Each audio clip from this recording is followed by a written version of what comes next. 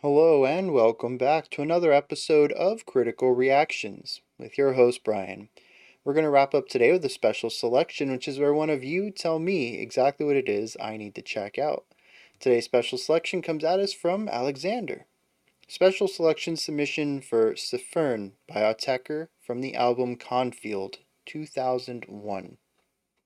So that's what we're going to be checking out today. I don't know if I'm saying that word correctly. I could not find a pronunciation of it anywhere, and even popping it into Google Translate told me that it was Welsh, but they didn't have a pronunciation of it. So we're just going to roll with it. Cfern. Let's dive into this and see what Autechre is bringing to the table today.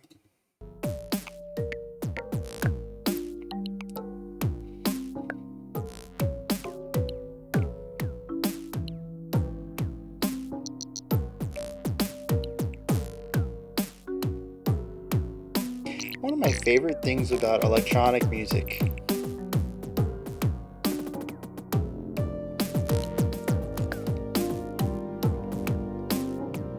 it doesn't sound like instruments. It to me it sounds like rubber balls of varying sizes being bounced on the floor on different surfaces of the floor here. I think it's a lot of the percussive sounds here in the center. That piano line in the background though is haunting.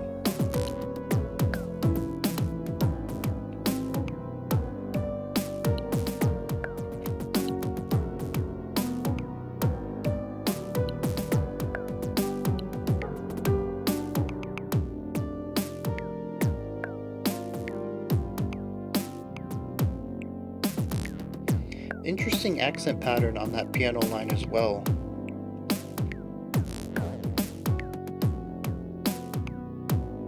Almost feel random at times. Occasionally I can get a concept of some sort of larger tuplet.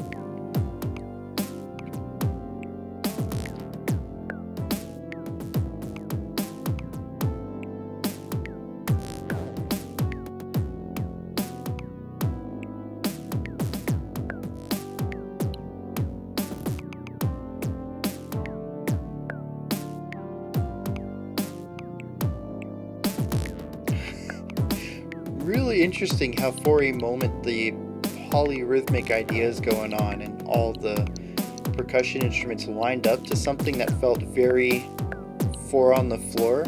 Well, not four on the floor, accenting two and four in a very basic pattern.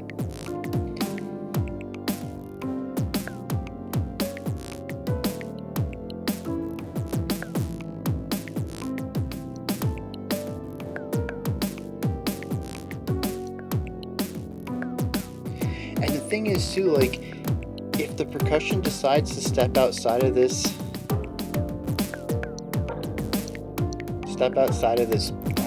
tempo right here, there's nothing else to hold on to. If that footing breaks, you're free falling until it comes back in, because the piano in the back certainly is not giving any sort of idea of what our time signature is. I mean, I've already used the description as seemingly random for that piano work.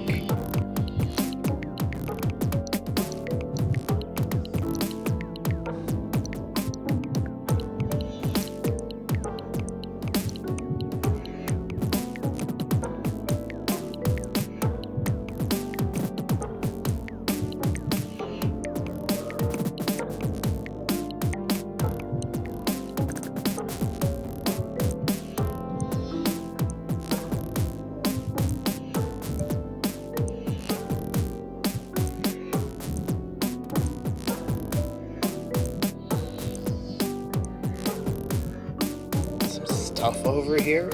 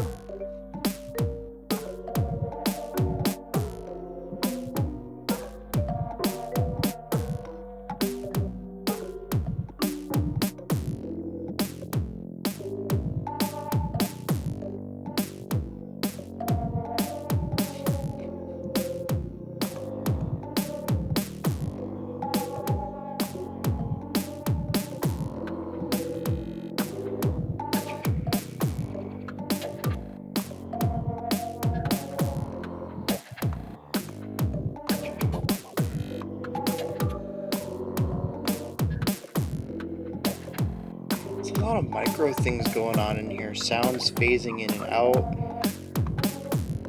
Not necessarily phasing, just getting like new sounds every couple of seconds.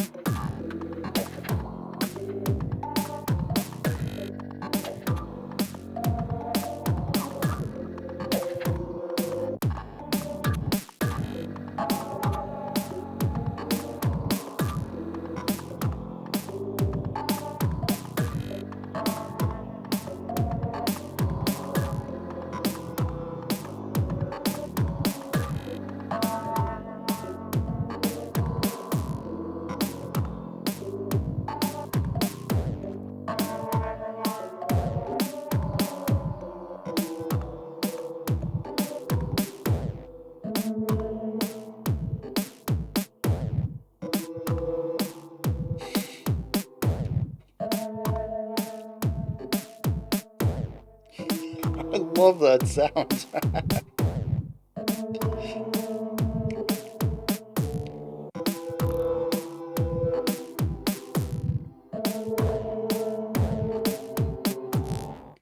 We're getting more of it, but in randomized places, and where it was previously has been replaced with one with less springiness. Oh wait, no, it's back where it's supposed to be.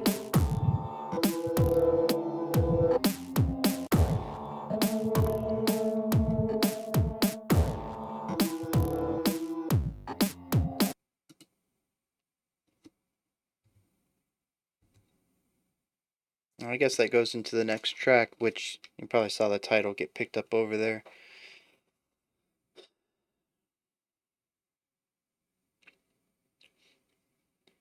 Alright, I don't want this to sound condescending, and I'm going to explain myself in a second, but let's start off with the spicy take, and I'll explain why it's not so spicy. Does anybody actually enjoy this? Okay, let's back that down a second. That isn't to say that I think it's bad in any capacity. I just find it very interesting in a way that to me is not, well, to rephrase this, I find this extremely interesting in an academic manner. I listen to this and I hear a lot of stuff to learn about in the music creation process. I think it's a fantastic exercise. How do you make something for 7 minutes that doesn't change but is always fluctuating? If I was ever given that idea as a project assigned to me back in uh, university, it might take me a second to figure out what I'm actually doing. um, and so, from that academic viewpoint, I think this is a fascinating track. There's so much to glean from this, especially as someone who is uh, just terrible at production in general. There's a lot of really cool things going on in here, and just the sheer amount of sounds and noises going on while also playing around with all sorts of rhythmic ideas, multi layered rhythms, polyrhythmic concepts. Um, but as an enjoyable listening experience, something to come at it from a casual angle, just putting on some headphones and chilling out on a beanbag, and this song comes on, I'm skipping it. There's just nothing here that grabs me from that perspective, and that's why I asked if anybody else enjoys this, because your appreciation and relationship to this track is not just going to be different than mine, but quite possibly the polar opposite. You are connecting with this in a way that I'm not, by sheer fact that I found nothing to connect with here at all. This to me, like I mentioned, feels more like an exercise than a song for people to enjoy listening to. And that doesn't mean that that's what it is. It doesn't mean people can't enjoy listening to it. I just, when it comes to some of the more extreme metals, my takeaway is usually that's not my cup of tea, but I understand why people love it, right? And I kind of have an understanding of it, and I can tell you why you probably love it, even if those ideas don't work for me. And here, I don't have that secondary perspective. I don't understand how someone would listen to this casually, just want to put this on and chill out to it, or do chores to it, or whatever, you know? Uh, and I'm really curious to what that other perspective is. And I certainly need some of y'all, especially Alexander. You requested this. I'm kind of curious why it was requested. I mean, it could have been requested purely on that academic level. Hey, Bryan, here's a puzzle, figure it out. That kind of vibe. But usually songs get requested because they enjoy them and they want me to explain it, or they want me to enjoy it alongside them, or something like that. It's not usually, hey, I don't get this song either. I'm not a real big fan of it. I'm going to make you listen to it now. So, yeah, Alexander, please chime in on this one. If you enjoy this, let me know why. If any of y'all can put it into words, because I don't get it from that perspective at all. So, real quick though, a couple of things I do want to highlight here. I mean, the production is solid. I mentioned at the beginning that I don't even hear instruments, which I think is very cool. One of the things, even in a lot of electronica music, is I will say the synth instrument or the guitar like instrument, or the cello like instrument. I can tell it's not a cello, it's a digital thing, but it's emulating the properties of this. It is a surrogate for this instrument, that kind of vibe. Um, and here I don't really get that. There's that stereotypical electronic drum and snare sound where it's just totally an electronic percussive sound, but our ears hear a bass kick and a snare out of it. And I don't get that with these. At the beginning I mentioned it sounded like, rubber balls bouncing on various surfaces. And you get the first impact, and then of course when it bounces off of it, it has a lower height, so it has less impact when it comes down, and that sort of decrease in volume, decrease in reverb as well, which is a really good attention to detail, was presented in them as well. We would have these declining volume in these hits, but also declining reverb. Um, and that's something I would never think about, which I think is, again, like I said, just a really cool attention to detail there. They have a vast understanding of what they're trying to accomplish and how they need to go about working within their realm to accomplish it. Um, but it's not even just that. It's the variety. It's not just one ball on on wood, so to speak. Like that's probably not what they were envisioning when they made this sound, but it's what I feel listening to it. But it's like balls of different size, different material. I mean, I said rubber, but all sorts of different kinds of bouncy balls. Concrete, wood, tile, all sorts of different sounds, and it's just a smorgasbord of timbre in our opening minute or so of percussive sounds, and I just think it's phenomenal. There's tinks, almost like it's metal on tile at times, but they're isolated and sparsely used as ways to ornament this explosion of percussion. Even there at the end, we were getting a series of these heavier hits, almost like what I would probably call a bass kick, but there's so many different types of them coming into my ears here. But then also that springy, that well, like 2 octaves down, but you get the idea. I pointed it out a couple of times there. Um, there's just so many sounds. It is refreshing to hear something like this. And it's one of the reasons why I love electronica as a palate cleanser, especially to all of the rock and metal adjacent stuff we typically listen to, because electronica it feels like the whole genre, regardless of mostly regardless of what subgenre we're talking about, is not afraid to put 200 or 300 different timbres in it. It's not afraid to say, hey, I like this sound. I'm going to use it for one specific note and never touch it again. um, and so it's just really refreshing. Like a glass of good lemonade on a hot summer day being parched from the rays of the black metal, which is backwards because black metal would not be the sun, but whatever. The metaphor fell apart real quick there. It's very refreshing though to hear a song with just so many different sounds and textures and timbres and um it's like fireworks, it's like confetti, musical confetti. That's what electronic music is to me. Sound like a little kid. I got distracted by the confetti. And just in the opening minute of this, I mean, it just absolutely sets that mood for me. It just perks my ears up. I need to listen to everything here. It's all percussion, but I need to hear it all. And the song isn't just percussion though. We also have the piano, which sort of gets tweaked and modified towards the end. It's still a melody, and it might even still be that same piano sound, but it's just so different.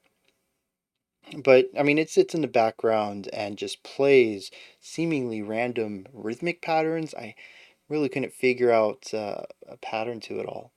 Sometimes it would hit on these notes. I mean, honestly, the drum pattern here was bonkers too. It's very difficult to get a read on what they're doing. I think everything that's going on in here is obviously on a larger concept. We're not looking at 4-bar phrases or 18. We're looking at 16, 32, maybe 64 bar phrases. There's just so much complexity that by the time everything reaches a natural reset on the downbeat at the beginning of a bar, so much time has passed. Um, but yeah, so the piano just kind of sits in the background. It's kind of creepy, kind of eerie.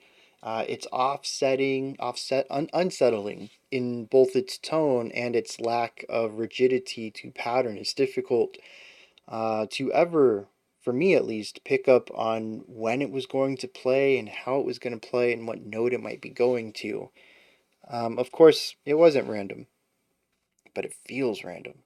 Definitely something that I think would become a little less unsettling with repeat listens, but the general tone and atmosphere of everything is still going to keep that eeriness.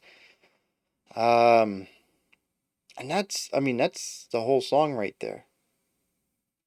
Patterns you can't keep up with, eerie piano tones in the background, and confetti. So, I mean, that's gonna wrap up my thoughts here. I don't have anything else to say. The production is solid. I love the use of space. I love all of the timbres, and there's parts that make me feel uncomfortable, and other parts that make me really want to dig into some sheet music and see, hey, what's going on here. There's a lot to learn. Um, about the usage of, oh, completely forgot about that. I mean, I kind of touched on it, but polyrhythms. So many different rhythmic ideas going on at the same time. It takes so long for them to reset. Like so, like maybe even 64 bars before we see a natural reset of everything. It is it's a fascinating song to dig into, to figure out how it works and why it works and the attention to detail in every aspect, but I still don't understand it from a casual perspective. And, I'm 100%, that's subjective.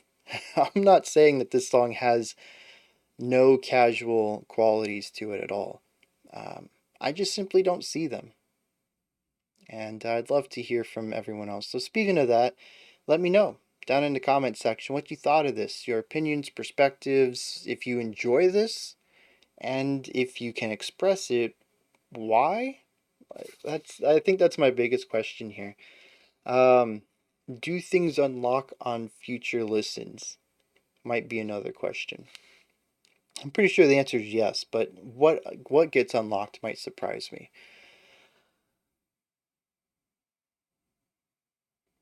All right, so yeah, comments down there. Above that description box, link tree. You click the link, you go here, you can find my music, ways to support the channel, the Discord server, and so much more. Above that, if you could, like, subscribe, and ring the bell. I greatly appreciate all three of those. That wraps it up for today. We'll be back tomorrow. We're going to finish off this week's theme of huge payoffs. Friday, we're going to look at some new music. Then Saturday's the album review. So lots of good stuff to look forward to. Until next time, remember to be critical, not cynical, of the music you listen to, and have a fantastic morning, afternoon, or evening.